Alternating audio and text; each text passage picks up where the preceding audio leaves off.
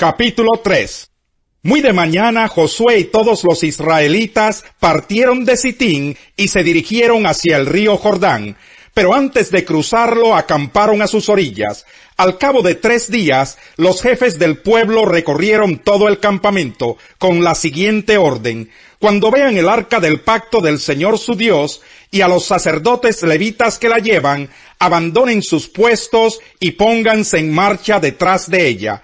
Así sabrán por dónde ir, pues nunca antes han pasado por ese camino. Deberán, sin embargo, mantener como 1 kilómetro de distancia entre ustedes y el arca. No se acerquen a ella. Josué le ordenó al pueblo: purifíquense, porque mañana el Señor va a realizar grandes prodigios entre ustedes.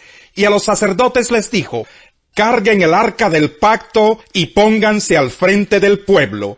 Los sacerdotes obedecieron y se pusieron al frente del pueblo. Luego el Señor le dijo a Josué: este día comenzaré a engrandecerte ante el pueblo de Israel.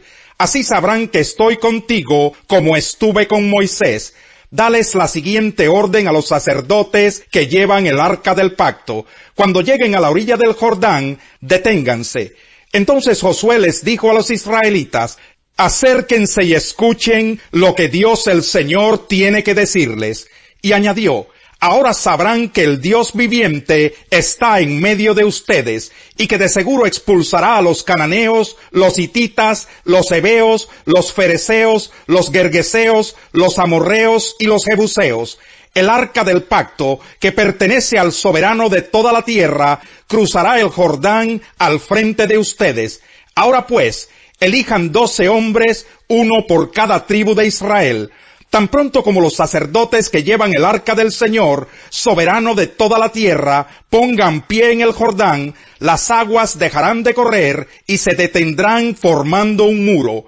Cuando el pueblo levantó el campamento para cruzar el Jordán, los sacerdotes que llevaban el arca del pacto marcharon al frente de todos.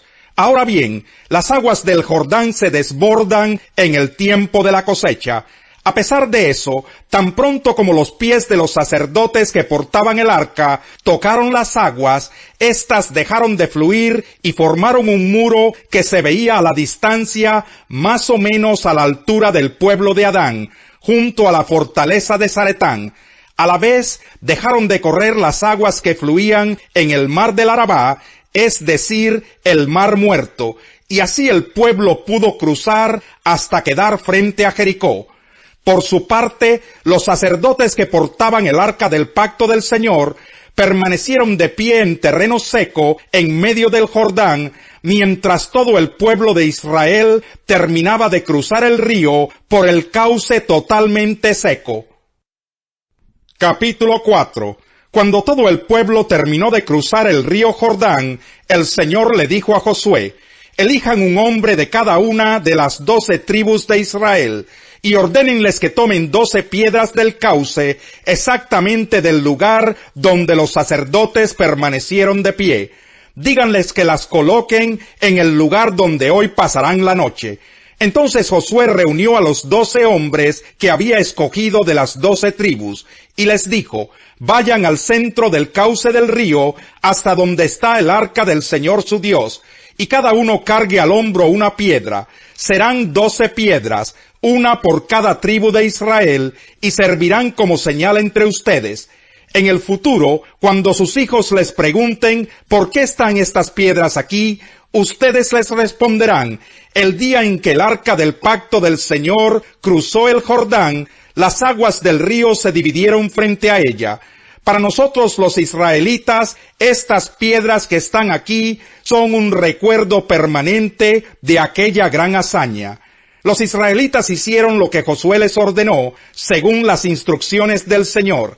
Tomaron las piedras del cauce del Jordán, conforme al número de las tribus, las llevaron hasta el campamento y las colocaron allí.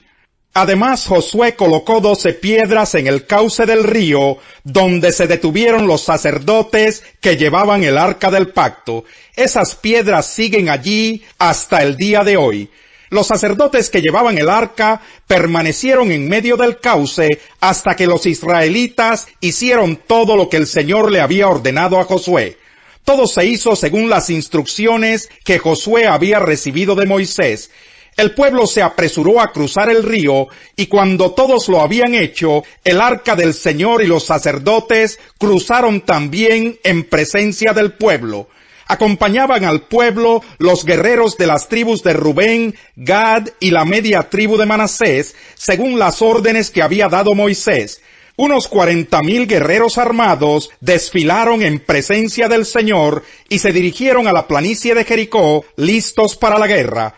Aquel mismo día, el Señor engrandeció a Josué ante todo Israel. El pueblo admiró a Josué todos los días de su vida, como lo había hecho con Moisés. Luego el Señor le dijo a Josué: ordénales a los sacerdotes portadores del arca del pacto que salgan del Jordán. Josué les ordenó a los sacerdotes que salieran, y así lo hicieron, portando el arca del pacto. Tan pronto como sus pies tocaron tierra firme, las aguas del río regresaron a su lugar, y se desbordaron como de costumbre. Así el día 10 del mes primero, el pueblo de Israel cruzó el Jordán y acampó en Gilgal, al este de Jericó. Entonces Josué erigió allí las piedras que había tomado del cauce del Jordán, y se dirigió a los israelitas. En el futuro, cuando sus hijos les pregunten: ¿por qué están estas piedras aquí?, ustedes les responderán: porque el pueblo de Israel cruzó el río Jordán en seco. El Señor Dios de ustedes hizo lo mismo que había hecho con el Mar Rojo, cuando lo mantuvo seco hasta que todos nosotros cruzamos. Esto sucedió para que todas las naciones de la tierra supieran que el Señor es poderoso, y para que ustedes aprendieran a temerlo para siempre. Al notar cómo los invitados escogían los lugares de honor en la mesa, les contó esta parábola. Cuando alguien te invite a una fiesta de bodas, no te sientes en el lugar de honor, no sea que haya algún invitado más distinguido que tú. Si es así, el que los invitó a los dos vendrá y te dirá: cédele tu asiento a este hombre. Entonces, avergonzado, tendrás que ocupar el último asiento.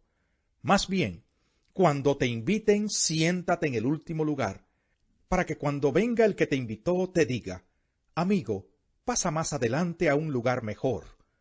Así recibirás honor en presencia de todos los demás invitados. Todo el que a sí mismo se enaltece será humillado, y el que se humilla será enaltecido. También dijo Jesús al que lo había invitado: cuando des una comida o una cena, no invites a tus amigos, ni a tus hermanos, ni a tus parientes, ni a tus vecinos ricos, no sea que ellos a su vez te inviten y así seas recompensado.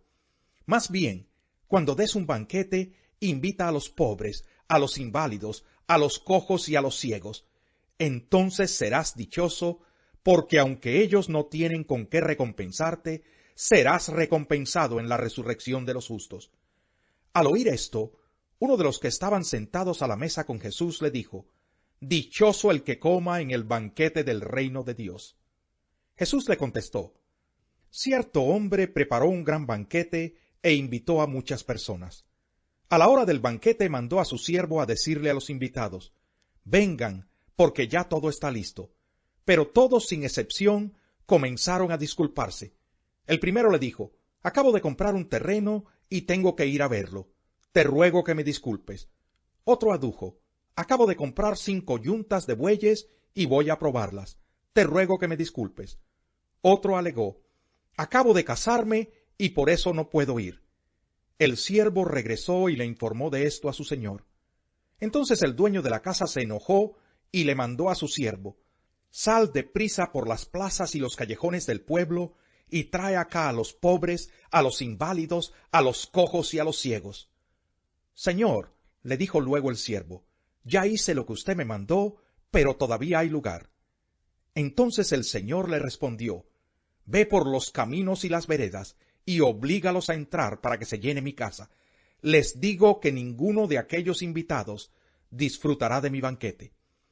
Grandes multitudes seguían a Jesús, y él se volvió y les dijo: si alguno viene a mí y no sacrifica el amor a su padre y a su madre, a su esposa y a sus hijos, a sus hermanos y a sus hermanas, y aun a su propia vida, no puede ser mi discípulo. Y el que no carga su cruz y me sigue, no puede ser mi discípulo. Supongamos que alguno de ustedes quiere construir una torre. ¿Acaso no se sienta primero a calcular el costo para ver si tiene suficiente dinero para terminarla? Si echa los cimientos y no puede terminarla, todos los que la vean comenzarán a burlarse de él, y dirán, este hombre ya no pudo terminar lo que comenzó a construir. O supongamos que un rey está a punto de ir a la guerra contra otro rey. ¿Acaso no se sienta primero a calcular si con 10,000 hombres puede enfrentarse al que viene contra él con 20,000? Si no puede, enviará una delegación mientras el otro está todavía lejos, para pedir condiciones de paz. De la misma manera, cualquiera de ustedes que no renuncie a todos sus bienes, no puede ser mi discípulo. La sal es buena, pero si se vuelve insípida, ¿cómo recuperará el sabor? No sirve ni para la tierra ni para el abono, hay que tirarla fuera. El que tenga oídos para oír, que oiga. Salmo 80. Pastor de Israel, tú que guías a José como a un rebaño, tú que reinas entre los querubines, escúchanos. Resplandece delante de Efraín, Benjamín y Manasés. Muestra tu poder y ven a salvarnos. Restáuranos, oh Dios. Haz resplandecer tu rostro sobre nosotros y sálvanos. ¿Hasta cuándo, Señor Dios Todopoderoso, arderá tu ira contra las oraciones de tu pueblo? Por comida le has dado pan de lágrimas, por bebida lágrimas en abundancia. Nos has hecho motivo de contienda para nuestros vecinos.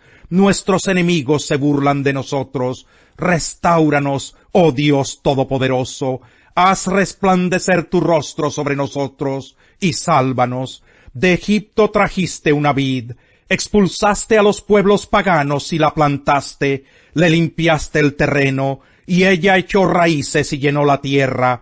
Su sombra se extendía hasta las montañas, su follaje cubría los más altos cedros, sus ramas se extendieron hasta el Mediterráneo, y sus renuevos hasta el Éufrates.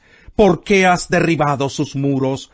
Todos los que pasan le arrancan uvas, los jabalíes del bosque la destruyen, los animales salvajes la devoran. Vuélvete a nosotros, oh Dios Todopoderoso, asómate a vernos desde el cielo, y brinda tus cuidados a esta vid. Es la raíz que plantaste con tu diestra, es el vástago que has criado para ti. Tu vid está derribada, quemada por el fuego, a tu reprensión perece tu pueblo. Bríndale tu apoyo al hombre de tu diestra, al ser humano que para ti has criado. Nosotros no nos apartaremos de ti. Reavívanos e invocaremos tu nombre. Restáuranos, Señor Dios Todopoderoso. Haz resplandecer tu rostro sobre nosotros y sálvanos. El perezoso no atrapa presa, pero el diligente ya posee una gran riqueza. En el camino de la justicia se halla la vida, por ese camino se evita la muerte.